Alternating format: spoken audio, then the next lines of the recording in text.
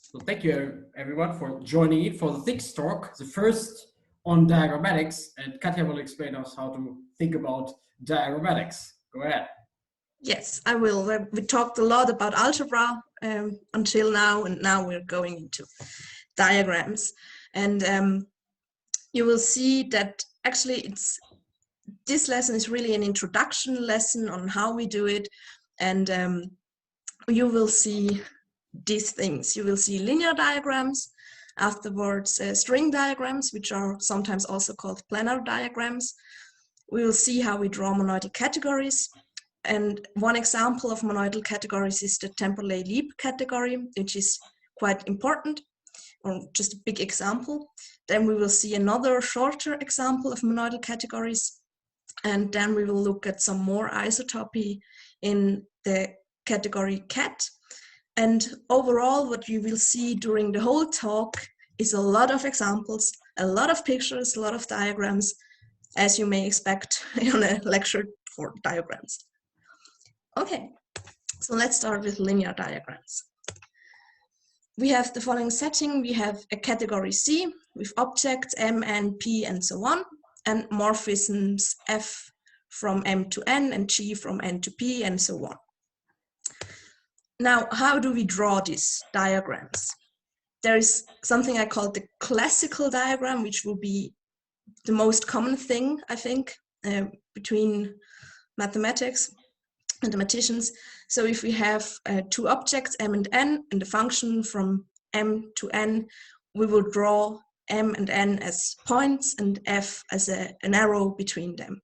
And if we have a composition, we just use concatenation of arrows between the points.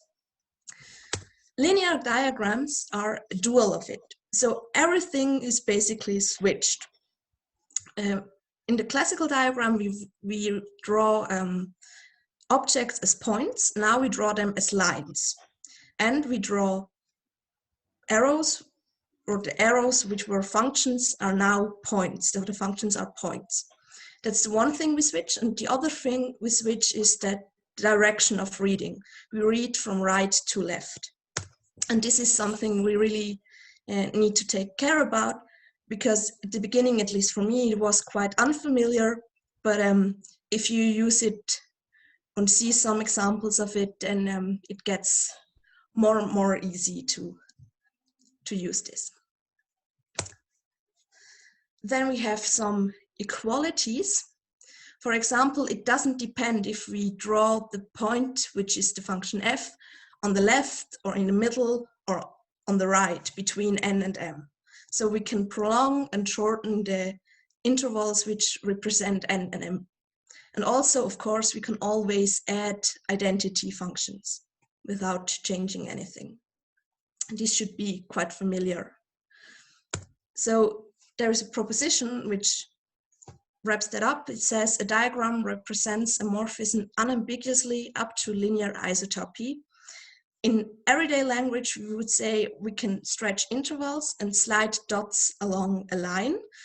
The only thing we are not allowed to do is slide dots past other dots, which makes sense. If we have F and G and slide F past G, then we change the order of composition. So that's the only thing we are not allowed to do. And we have here linear isotopy. And basically that's already everything about linear diagrams. And we go now to string diagrams. And string diagrams, here we have a little bit of different setting. We have not categories, but two categories. And this consists of objects, again, N, M, P, and so on. Then we have one morphisms, F, G, and so on, from objects to objects with an associative composition. So just the morphism we are used to. And we have, again, two morphisms, alpha, beta, and so on, from morphisms to other morphisms. And we have here a vertical and a horizontal composition.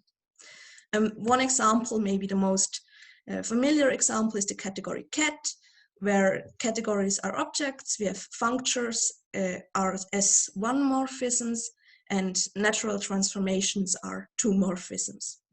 So this is a two category. And now again, we have kind of a classical diagram, I called it, which is two objects drawn as points, the one morphisms drawn as lines, F and G, and the two morphism alpha is actually drawn as not only this arrow, but actually the whole two cell in this circle, more or less. So what we have is objects are zero-dimensional, one morphism is one-dimensional, and two morphisms are two-dimensional. Now we again switch everything. We draw objects as two-dimensional things, one morphism stay one-dimensional, and two morphisms get zero-dimensional. So again, from right to left and from bottom to top, read here M and N, the objects, the one morphisms F and G, and alpha, the point between F and G. So this is the way how we draw string diagrams. And if you see it, it's like two-dimensional, so that's the reason why it's sometimes also called planar diagrams. And now we see a lot of examples. The first one is a two morphism alpha defined as identity of F, from F to F, where F is just some one morphism. And we draw this like that. So we just leave the alpha, the point alpha, because emptiness is identity. And this is true for everything we use. So it's not just for two morphisms which can be left away, but also one morphisms or whatever. If it's identity, we can just skip it. So if we have a second example, which would be the two morphism alpha, which is identity on identity of C, from identity C to identity C, then it is just like this, because we leave away alpha, which is an identity, and also we leave away F, because it's again an identity. So everything is empty because it's identity. Okay. Now we have again some identities, isotopy identities indeed. The first one just says if we have alpha, a two morphism from F to G, then we can draw alpha on top, in the middle, or at the bottom, and it doesn't matter where we draw alpha. So again, we can prolong the intervals of G and F and slide the dots along the line. And the other thing we can do is also, if we have just the same situation like in example 1, then we can draw F, the line F, on the left, in the middle, or on the right, and it doesn't change anything. And these relations to really tell us, okay, we can slide things, slide dots along line, we can slide lines between the bottom and top line, and it's still the same. So this is a proposition.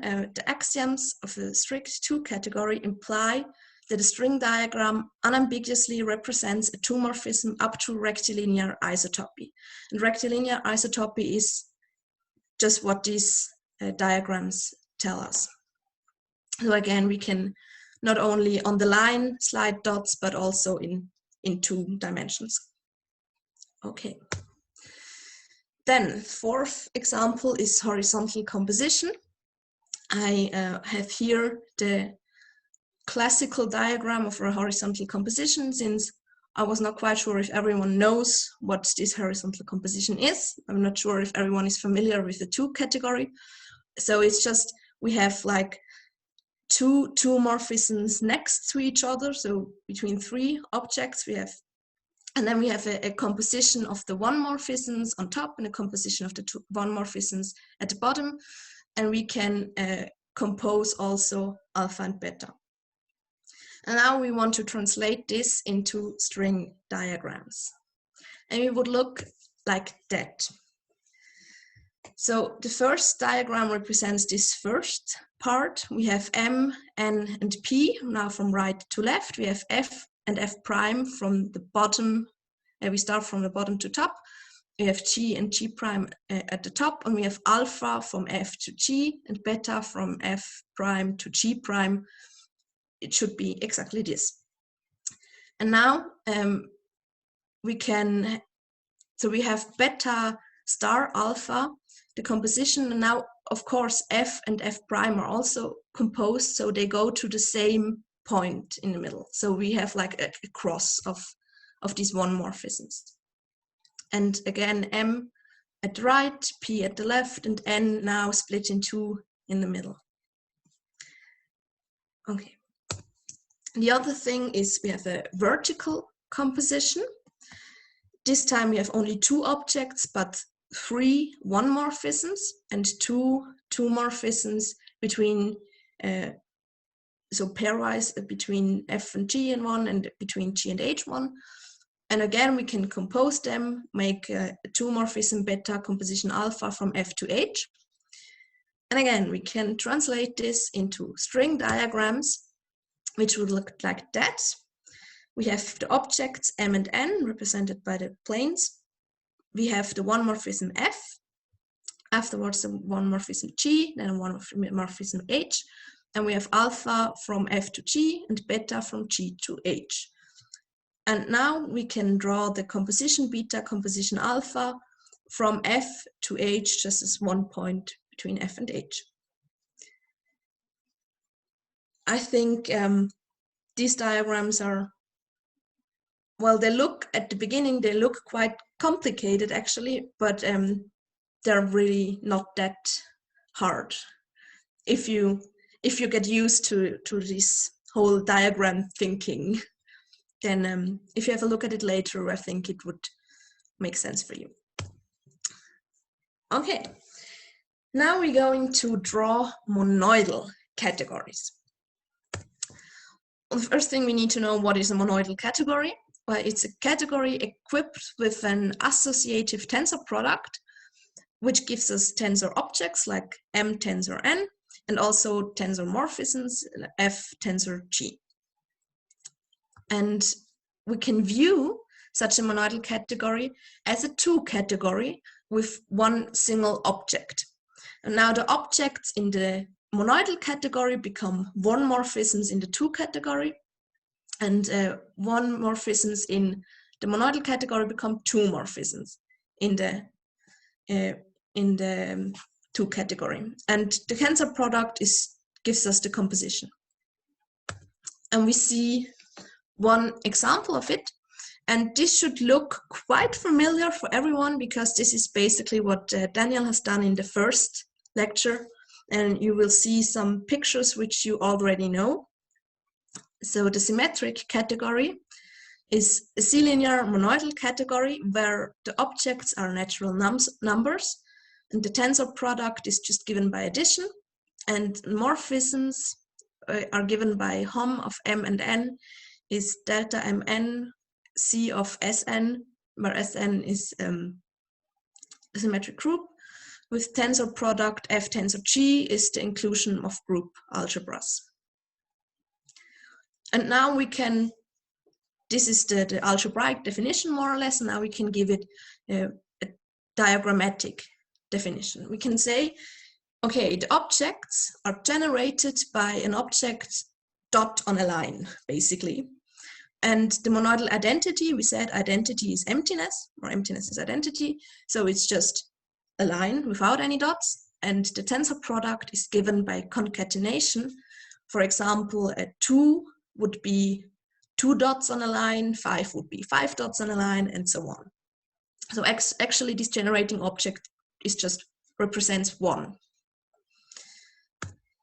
Then the morphisms are given by the identity morphism in C of S1, the transposition S in C of S2, which is drawn as an X. You should already know that.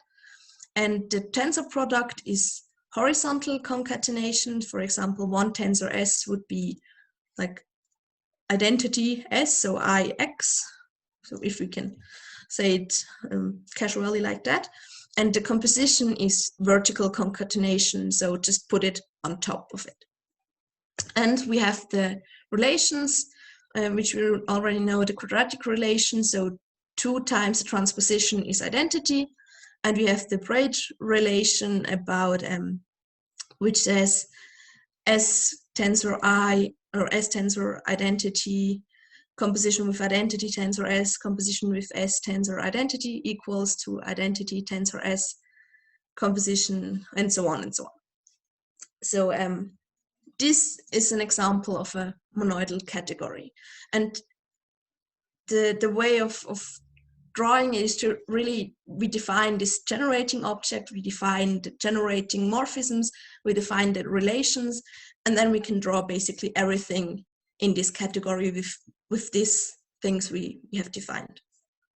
And we will do the same thing now several times with different categories. For example, with the Temperley-Lieb category, which is a big example of a monoidal category. But before we really define the Temperley-Lieb category, we just define some other stuff, more or less. We consider the vector C with the usual tensor product, and we define V is C square, which is equal to C of E1 and E2, where E1 and E2 are just the canonical basis vectors 1, 0 and 0, 1. And again, we draw V as a dot on a line. The monoidal identity C is just a line, and the tensor product is given by horizontal concatenation. Next thing we define is a function n. N goes from V tensor V to C, and is given by E1 tensor E1 and E2 tensor E2 go both to 0, and E1 tensor E2 goes to -1, and minus E2 tensor E1 goes also to -1, so E2 tensor E1 would go to 1, of course. Now we need a way to draw it, and we draw it just as a cap. And I want to apologize right now. I will use cap and cup a lot in this talk, and it may be that I switch them unintentionally, that I just say the wrong thing while I talk. So please, if you're confused, look at what is written, because this should be right. And if I confuse you, just tell me. So it's written as a cap, which resembles quite nicely the shape of n, so it should be easy to remember. And the other function, I already said, I will use cup, so this resembles a u. U goes from C to V tensor V, and it sends 1 to E1 tensor E2 minus E2 tensor E1. And we draw it as a cup. And with these 3 things, so the generating object V, the function n and the function u, we can do many things. And now again, we will just see some examples. The first thing we can think about, what would be n composition u, which is a function from C to C. We would draw it like that, because we start with u at the bottom, so this is a cap at the bottom, and then it comes, then we take n, a cap on top, so it would be just a circle. And we see this should be right because it goes from C to C, and C is just a line without any dots, so makes sense. Now, of course, we can also compute it.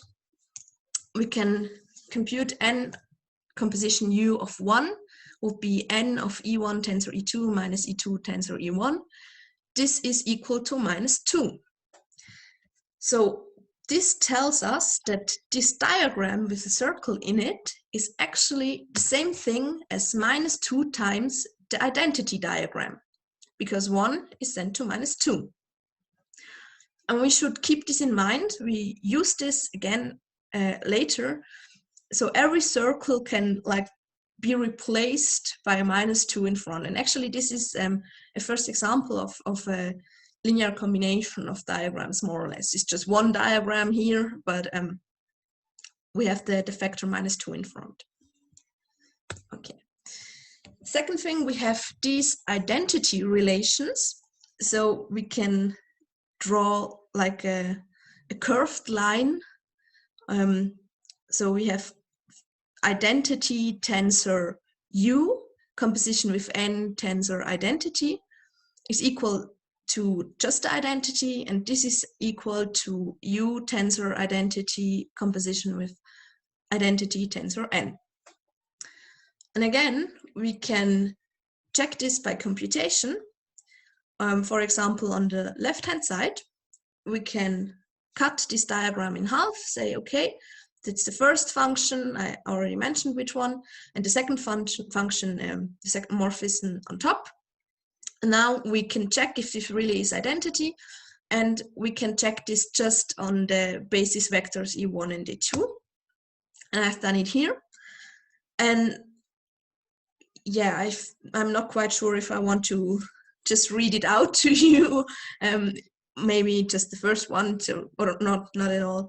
I think you can read it later if you have a look at it again. But really is the case that if we apply these two functions, the composition of these two functions to E1 tensor 1, we get in the end 1 tensor E1, and they are equal because one is the identity, so the monoidal identity. The same thing we can do for E2 tensor E1. And we really see this is the same thing. And of course, we can do the same thing for the other relation, and we will see again that this works perfectly fine. So we really know that every curved line we make, actually, we can just draw it as an identity, so as a straight line. And this is very useful to make diagrams easier. Both of these examples, so first and the second, will make diagrams easier, and we can see it like that. For example, I have this diagram here. I have a curved line, and I have two circles in it, and now I'm asking, what is this? And we can simplify it by saying, okay, this curved line is actually just a straight line. These two circles are both a multiplication by -2. So in the end, it's 4 times a straight line. And this is a lot easier than, or it looks at least a lot easier than the first diagram. It really is the same. So it's not easier itself, but it looks easier. So this is why the first and the second example here should be kept in mind. And this choice of notation leads us to, first of all, rectilinear isotopy. So the thing we had before in the string diagrams was rectilinear isotopy. But here we have even more true isotopy. And using topological arguments, we now can see that every diagram made from cups, caps, and identity morphisms, or all these diagrams are spanned by so-called crossingless matchings. And crossingless matchings look, for example, like this. It's a diagram where we pair up every dot. So there is no dot left over, and there are no lines crossing. That's why it's crossingless matchings.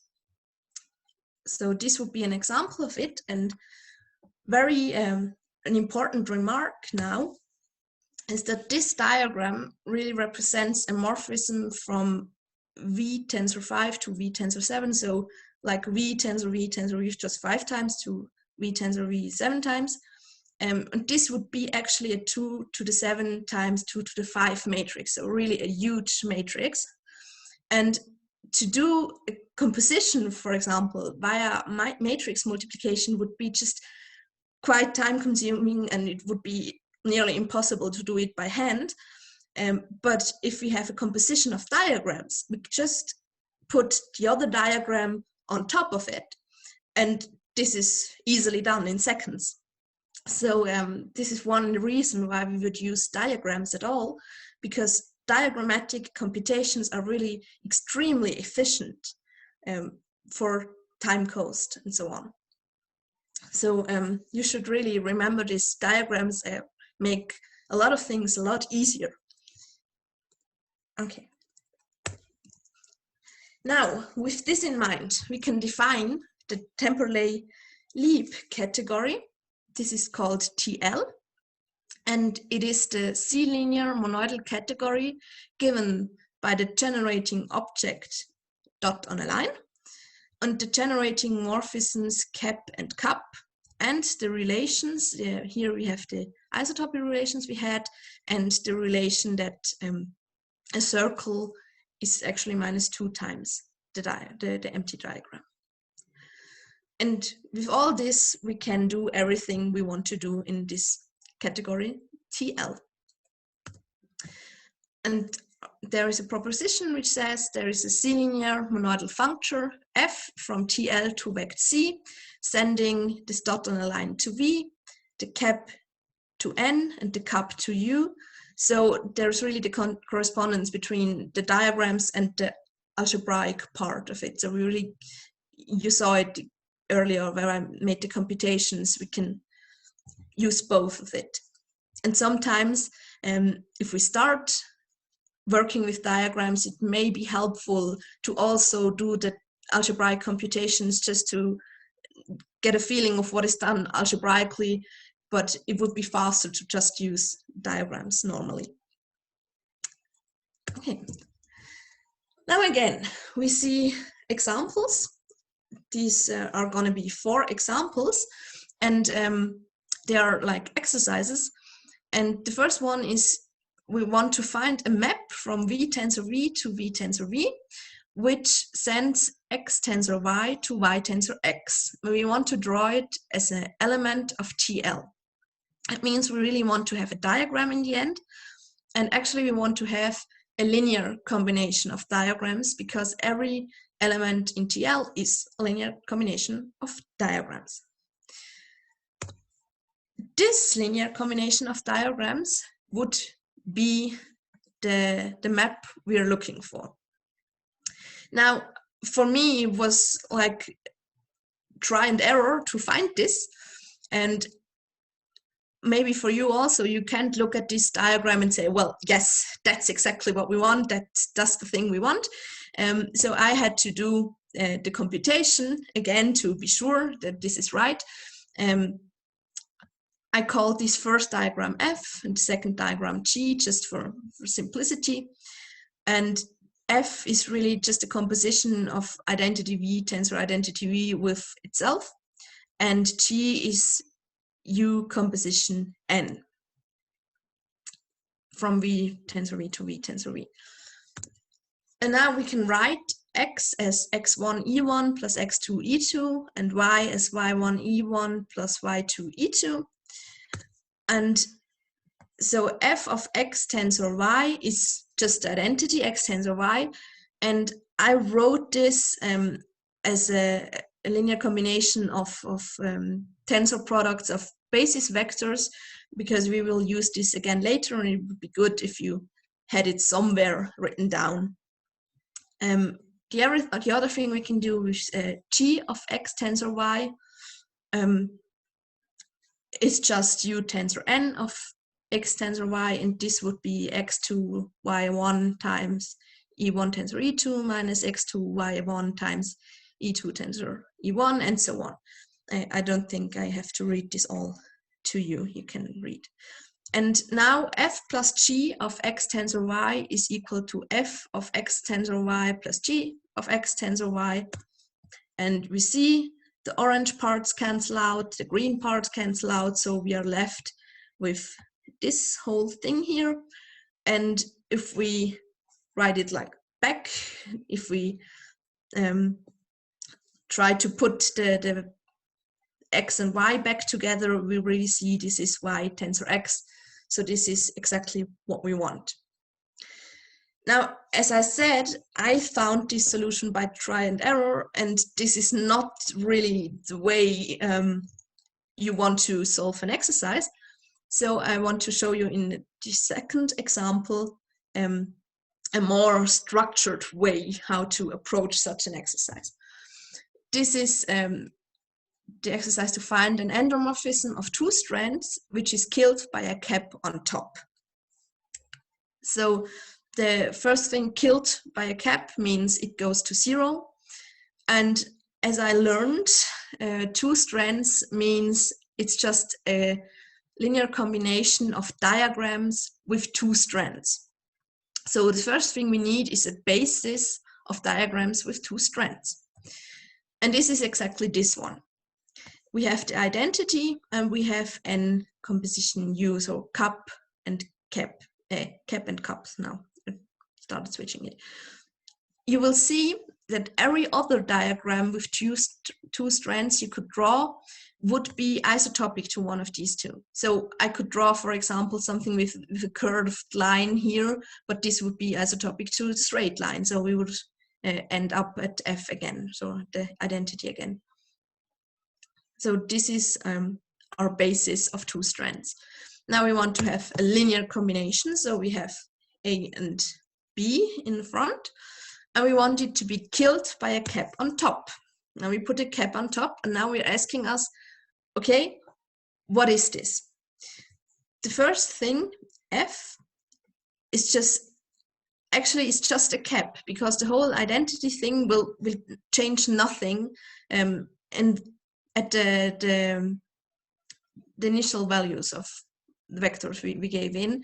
So only the cap does something to the vectors. So actually this is just a cap. And the second one, G, is a cap and a circle, and we learned a circle is just minus 2 times the diagram, so the empty diagram. So this circle becomes minus 2 times the empty diagram, and this cap stays. So actually both of them represent caps, where here we have the factor minus 2 in front. And we can write an equation like that. We can say A times a cap minus 2B times a cap should be 0. And we can transform it, and we will see, okay, A is equal to 2B. That's what must be done. And this is a general solution of this example. So we can check it again. We can write x as x1 e1 plus x2 e2 and y in the same way. And if we check it, n composition f of x tensor y will be x2 y1 minus x1 y2. N composition g of x tensor y will be 2 times x1 y2 minus x2 y1. And now if we put everything together, we have, we said A is 2B, so 2B times n composition f plus B times n composition g of x tensor y. Everything cancels out. In the end, it really is 0. And now, of course, we can make choices of A and B. And I claim that for the choice A equals to 1 and B equal to 1/2, our linear combination is even an idempotent. And again, we can check it. We will see f, actually we want to have f plus 1/2 g of x tensor y. This is written here. And now we can apply it again. So we apply first of all f, which is identity, so nothing changes. And if we apply g, we will notice that if we apply n on the thing we had before, E1 tensor E1 goes to 0, E1 tensor E2 goes to -1, and so on. And you see we are left with U of 0, and this is equal to 0. So the G part just falls out, and F applied to what we had before is the identity, so it really is an idempotent. And I recommend you to have a look at this again for yourself, because I don't think it is quite interesting for you if I just read everything out to you. But it really is an idempotent. Yeah, we can put this together and we see it is an idempotent. quite a similar idea is the third example. We want to find an endomorphism of two strands which is killed by a cup on bottom. Now we do the same thing. We take our basis, we need a linear combination of it. We put a cap on bottom and a cup on bottom, and now we're looking what are these diagrams. Again, here we just have a cup. Here we have a cup and a circle, so it's -2 times the cup.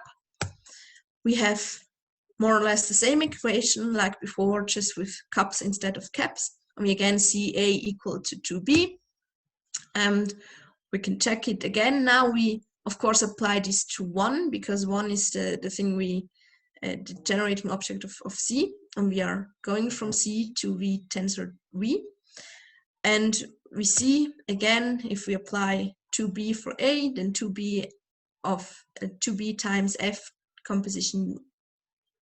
This is an error, I should correct this. This should be just little u, plus B times G composition U of 1. Everything cancels out, it really is 0. So these two examples show you that we can also make we can make equations using diagrams, and maybe it's something which is not quite familiar for you. It wasn't for me. It was strange at first to say, okay, well, how do I handle this diagram? But you can really just use it like vectors in equations. Okay, now in the fourth example, we want to spice things up a little bit. We want to find an endomorphism of 3 strands this time, which is killed by a cap on either of the 2 possible placements on top. So first thing we need again is a basis of diagrams of 3 strands. Now, of course, we have identity. We have identity and then cap and cup. We have cap, cup, identity. I think these 3 are the ones we would easily find. And then, of course, we also have these 2 basis elements. And actually, you should think of them like you should part the line above and the line at the bottom, so you can straighten this curved line, and then you will see it's actually a cap line and the cups on the right of the line, which would be like more easily to understand maybe. And the other one is the same thing, just we start with identity here and then cap and cup identity. Okay, again, we want to have a linear combination of this. So this time we have A until E, and we want to add caps on top. The first possible choice is to put the cap at the first 2 points and an identity on the last one, and we can see what are these. The first diagram would just be a cap and an identity. The second diagram, we see this cap makes this a curved line together with this cup here, and curved line is just this isotopic to straight line, so this is actually identity cap. Now here in the third one we have a circle, so this is -2 times cap identity. Now again here we have a curved line. Now it's a really very curved line, but still it's isotopic to a straight line, so we have cap straight line. And in the last one we have again the circle, so -2 times. We have a straight line and we have a cap. So this is what we got, and we have like 2 possible diagrams. It's cap identity or identity cap, and we have a linear combination of these. The other thing we want is that we can put also the cap on the second and third point. Now we see what we get there. We got identity cap minus 2 times identity cap. We got the cap identity minus 2 times cap identity and identity cap. And I really, again, would recommend you take some times to follow the lines if you need it, to check it by yourself again. So we get 2 equations, which are the following. And you can compute now, of course, you can't mix the 2 types of diagrams. So if we have in the first line here, we have B times identity cap and minus 2E times identity cap, and the other ones are with cap identity. So B minus 2E times identity cap needs to be 0, and you can split it into 4 equations actually. And a general solution would be, if we write it in terms of E, this is just what I did now, we can say A is equal to 3E, B is equal to 2E, C is equal to 2E, and D is equal to E. You could write it, of course, in terms of every variable. And we can check just by applying it, 3E times cap identity, now minus 4E cap identity, because the identity cap doesn't apply to this, and plus E cap identity is really 0 times cap identity, and 2E identity cap minus 2E identity cap is also 0, so it really is 0, and the same thing holds for the second equation. Now again, we can make a clever choice of E in this case, and then we get an idempotent. A possible choice would be to say A is equal to 1, B is equal to 2/3, C is equal to 2/3, D and E both equal to 1/3. I left away the whole computation. If you want to do it, I did it, and it was very, very long computation for every one of these, and I used a very various amount of different colors to do this. But if you want to train your tensor computation skills, it's perfect for you. So you should do it then. Okay, now for time being, you just have to believe me, this should be correct.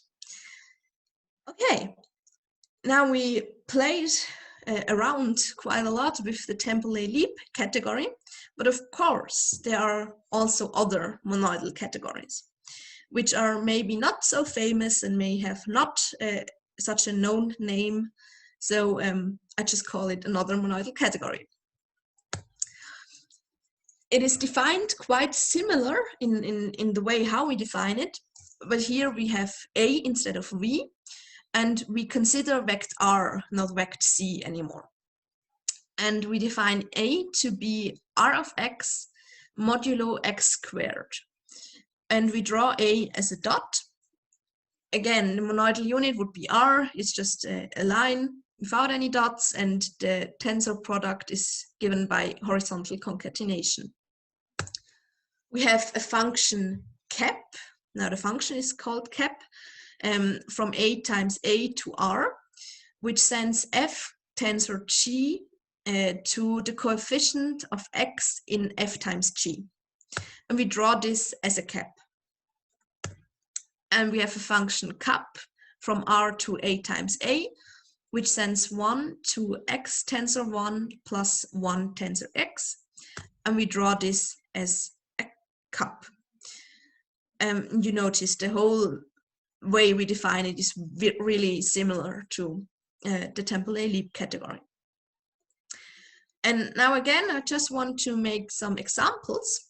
For example, again, we can check our isotopy relations. We have here the functions identity, tensor, cap, composition with cap, tensor, identity, and we can do the whole computation. And now, of course, we have here not just vectors, but we have a function ax plus b. It shouldn't be a function with x squared because it's modulo x squared, so it should be a function with dimension 1. So yeah, okay. And again, I think it's not interesting for you if I just read it out loud. Maybe I should give you just a few seconds to read through it. But these are actually just the laws of tensor we applied to it, and then applied the functions to them. And we really see in the end, it is identity. Okay. I think you can, if you're interested, you can have a look at this computation again later.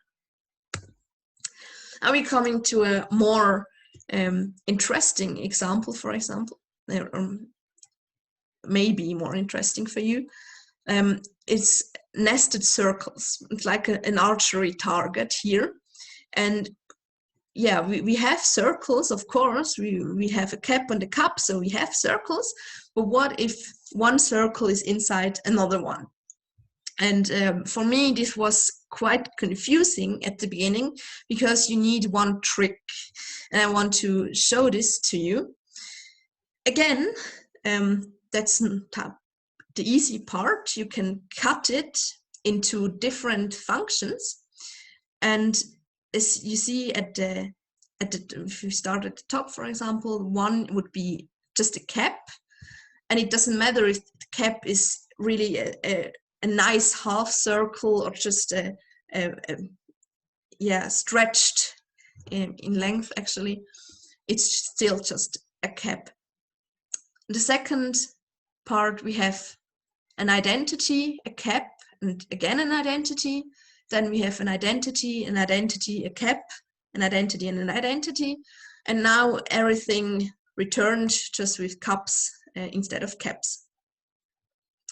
So these are our functions we have. And now we're wondering, okay, what would this whole morphism be? So if we start with 1, this would be, I think I should switch the order. Yes, we should start at the bottom. I will change this for the thing I will send to you. And again, 1 is sent to x tensor 1 plus 1 tensor x. This would be actually 6, not 1, because we start at the bottom. And now we can add a tensor 1, because 1 is the generating object of R, and R is the monoidal identity, so we can always add a 1 or leave a 1 away without changing anything. And this was the thing that confused me, because here the 1 is sent to, it's R2 V tensor R, and here we would have V tensor, no, here we, to apply 5, we would need, not V anymore, A tensor R tensor A, and that's not what we had. So, okay, I will correct this slide afterwards, but the computations should be okay. Just the numbers, the red numbers are not correct right now. In the end, 1 is sent to 8. And the interesting thing is that we can again ask ourselves, what is cap composition cup of 1? And this is cap of x tensor 1 plus 1 tensor x, and this is equal to 2. So this whole archery target diagram is equal to 8 times the NT diagram, and it's also equal to this diagram with 3 circles, one on top of the other. So it really doesn't matter if the circles are inside each other or next to each other. Important is just that they are there and how many of them are there. And that's what I wanted to highlight with this. Okay, now we go to some more isotopy. And here we have the following setting. We are looking at the example of the two-category cat, where objects are categories. So we have categories C and D. We have functors f and f prime, f going from C to D and f prime from D to C, such that f is a left adjoint and f prime is a right adjoint. And we have the units, eta from identity C to f prime f, and the co-unit epsilon from f prime to identity D. This is our basic setting. And we need a way to draw them. We draw f now as a line with orientation from bottom to top, from C to D.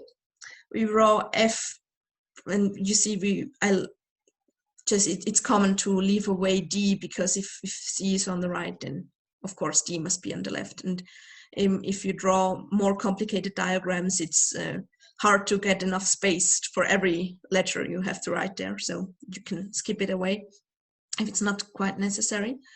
F prime is written as a line with downward orientation, and the unit is written as a cup with orientation from left to right, and eta, the co-unit, is written as drawn as a cap with orientation from left to right.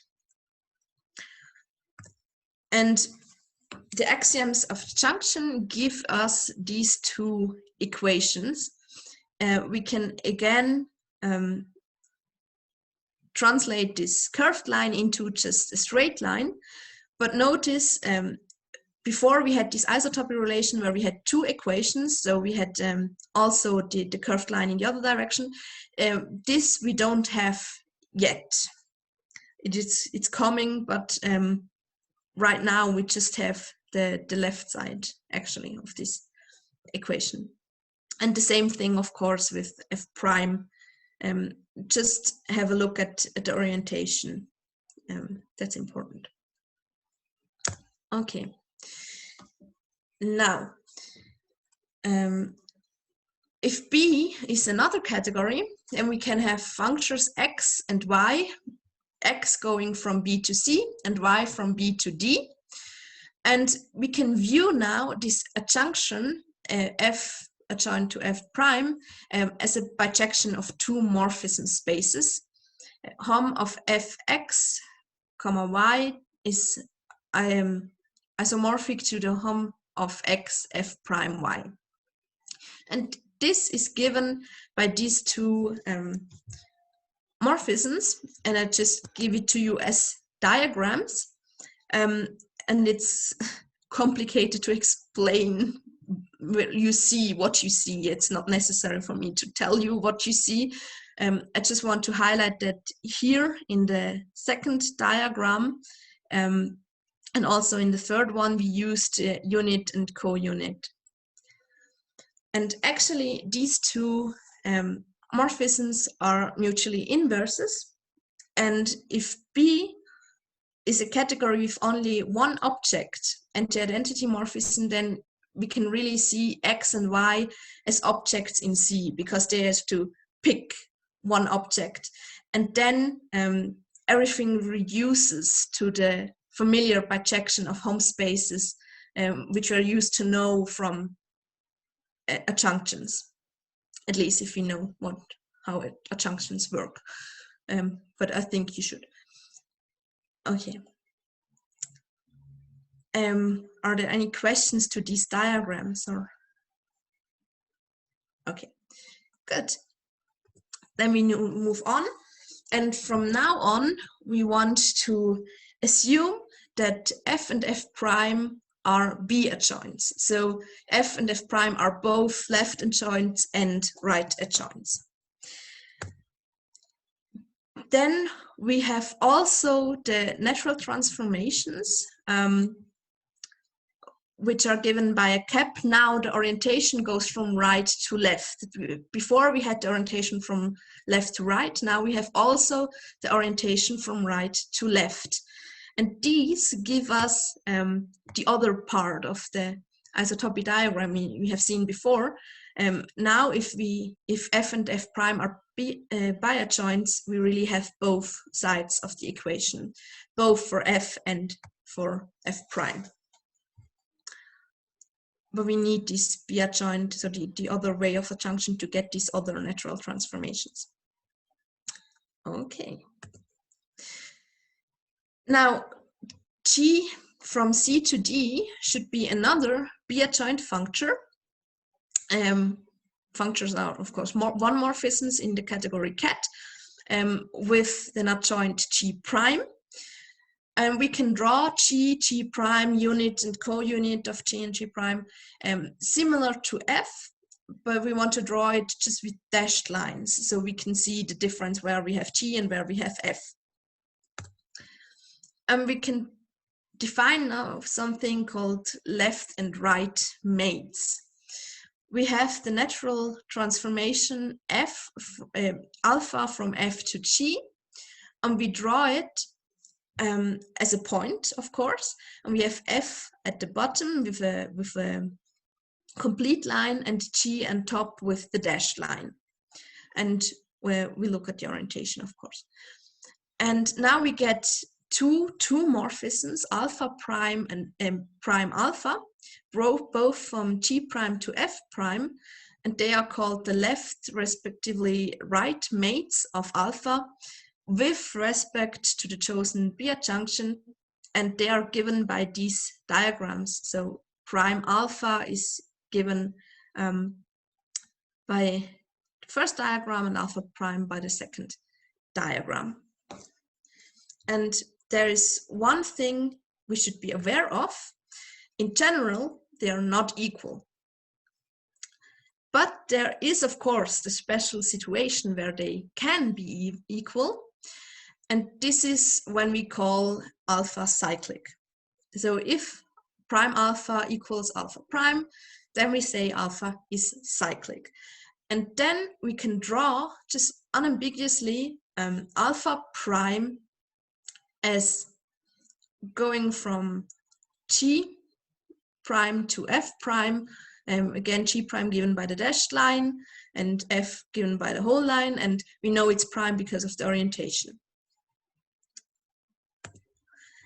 And our final proposition would be if all one morphisms have biadjoints and all two morphisms are cyclic, then if we use the above convention of drawing, of course, there are several conventions how to draw diagrams, but if we use our above convention, then diagrams represent a two morphism up to true isotopy unambiguously.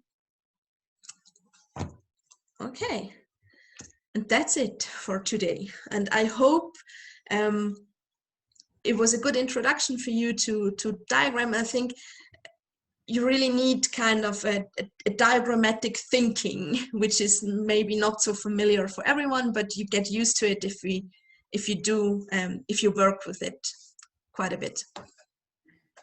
Okay, thank you very much. A really nice talk. And I think your computations for the Temperley-Lieb algebra, they showed really clearly why you should use diagrammatics, because the diagrammatics was just so much shorter than on this long computation you did on whatever. So maybe go back to the three nested circles. Here. So the computation is quite longish. Mm-hmm. You could also say, well, you know that one circle is 2, so you can just take away the middle circle, then you take away the second circle, then you take away the third circle. So it's 2 times 2 times 2 is 8. Yeah. Right. So this was really well illustrated. I loved it. It was a really good talk. Thank you. Okay. Okay.